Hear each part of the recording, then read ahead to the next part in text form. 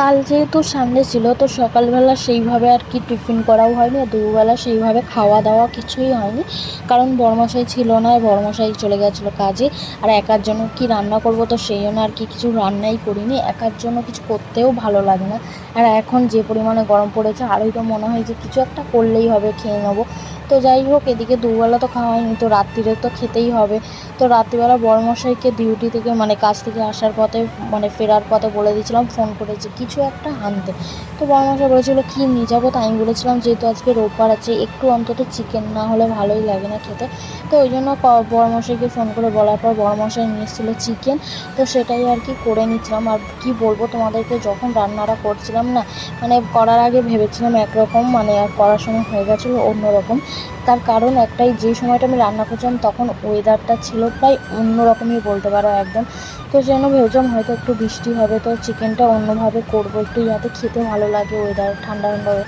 তারপরে রান্না করতে করতে না ওয়েদারটা পুরোপুরিই পাল্টে গেছে, তো সেজন্য ভাবলাম তার দরকার নেই, হালকাভাবেই রান্নাটা আর কি করি, যাতে রাতে খেয়ে একটু ঘুমাতে ভালোভাবে ঘুমটা হয়। তো সেই জন্য হালকাভাবেই আর কি রান্না করছিলাম। এখন যেহেতু গরম যে পরিমাণে পড়েছে, খেতে হয়তো ইচ্ছা করে না, কিন্তু রোববার একটু চিকেন না খেলেও মনে হয় রোববারটা মনে হয় না যে রবিবার বলে। তো যাই হোক, এদিকে তোমাদের সাথে কথা বলতে বলতে আমার মশলাও কষানো হয়ে গেছে, দেখতেই পাচ্ছ। আর এবার তোমরা হয়তো বলতে পারো যে চিকেন রান্নাটা এমন কী ব্যাপার যেটা আবার দেখানোর আছে। হ্যাঁ, চিকেন রান্নাটা হয়তো তেমন কিছুই না, খুবই সোজা, কিন্তু সবাই তো সবভাবে করতে পারে না, সবার রান্নার পদ্ধতিটা একটু অন্যরকমই হয়, তাই বলতে পারো। হয়তো একই মশলা দিয়েই রান্না হচ্ছে, বাট সবাই সব রকমভাবে করে না, একটু অন্যরকমভাবেই আলাদা আলাদাভাবেই করে। তো আমি প্রায় এরমভাবেই করি বলতে পারো, যখন হাতে সময় থাকে না তখন প্রায় আমি পুরো সব মশলা একসাথে ম্যারিনেট করে চিকেনটা রান্না করি। তো যাই হোক, তোমাদের সাথে কথা বলতে বলতে দেখো আমার এদিকে চিকেন রান্নাটা কষানো প্রায় হয়ে গেছে। এদিকে ভেজে রাখা আলুগুলো দিয়ে দিয়েছি, দিয়ে তারপরে আরেকবার একটু ভালো করে নেড়ে চেড়ে দিয়ে দেবো গরম জল। তো আগে থাকতে আমি গরম জল করে রেখে দিয়েছিলাম, তো সেই গরম জলটা আর কি ঢেলে দিচ্ছি।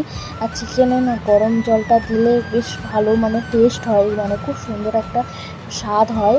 তো যাই হোক, এদিকে তোমাদের সাথে কথা বলতে বলতে আমার চিকেনটা প্রায় কমপ্লিট হয়ে গেছে। দেখতে যা কালারটা কতটা সুন্দর এসে, তোমরা জাস্ট দেখো কতটা ভালো। হ্যাঁ, কালারটা একটু অন্যরকম লাগছে, কারণ লাইটের কালারটা না, যেহেতু ফোনের ক্যামেরা, তো একটু অন্য, কিন্তু বিশ্বাস করো ক্যামেরার পিছনে না চিকেনের কালারটা খুবই সুন্দর লাগছিলো দেখতে। এতটা পরিমাণে টেস্টিও হয়েছে খেতে, তোমাদেরকে কি বলবো। তো চিকেন রান্না হয়ে যাওয়ার পরে সবার ফার্স্টে দিয়ে দিচ্ছিলাম বড়মশাইকে খেতে। বড়মশাইকে বলেছিলাম তুমি টেস্ট করে বলো যে কীরকম হয়েছে রান্নাটা।